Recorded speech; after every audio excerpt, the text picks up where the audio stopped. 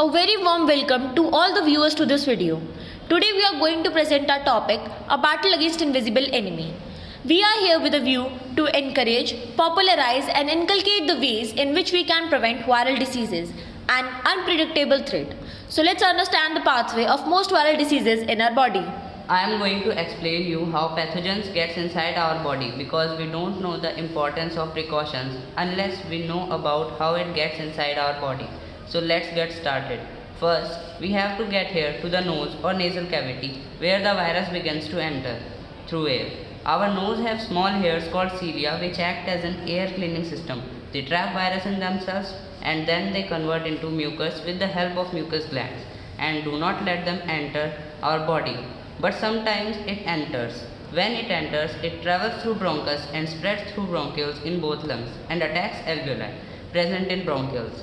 If there is small amount of virus, our alveoli can defeat it. But if there is large amount of virus, our body will in large amount of neutrophils.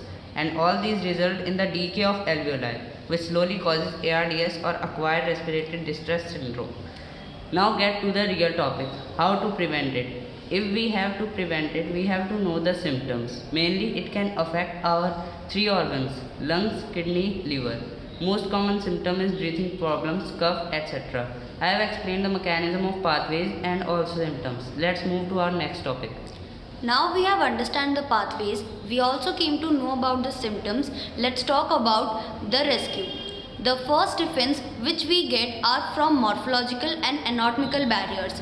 Hair and nostril, cilia, mucus, stratum corneum of skin provide us protection physically, while tears, saliva, earwax, etc. serve as protection chemically. These barriers prevent the entry of pathogen. But what if pathogen enters somehow? For such cases, we have one more level of defense in which the pathogens are killed non-specifically through fever. Fever? Yes, fever, which is not a disease. It is an immune response. When a pathogen enters our body, fever occurs to kill the pathogen. Yes, and secondly through phagocytotic cells and thirdly through inflammation. Inflammation in which heat, pain, redness, swelling can be observed. Last but not the least, we have interferons and natural killer cells as our barriers. Interferons, an antiviral protein produced by virally attacked cells to protect the neighboring cells and also through natural killer cells whom are specific about tumor cells. If we have such a vast level of defense, then why we even fall sick? These two levels came under innate immunity. For such invaded pathogens, we have one more level of defense in which we have to acquire immunity from the outside. Such immunity is known as acquired immunity. Acquired immunity include the role of antibodies. Although antibodies are naturally present in our body, but sometimes they took too much of time to recognize the pathogen. In such cases, we have one more alternative method of vaccines. Vaccines, which helps the immune system counter infection faster and in a more effective manner. When you are vaccinated, it sparks the immune response, thus helping the body to fight off and remember the virus so that it can attack it in the event of future invasion. Let us now understand how prevention is better than cure.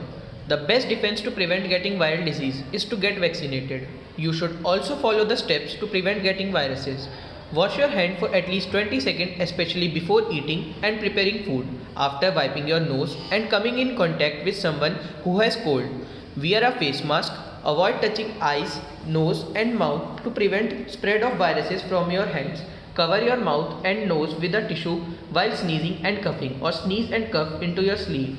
Never cough or sneeze into your hand. Avoid close contact within 6 feet with those who have cough, cold or are sick.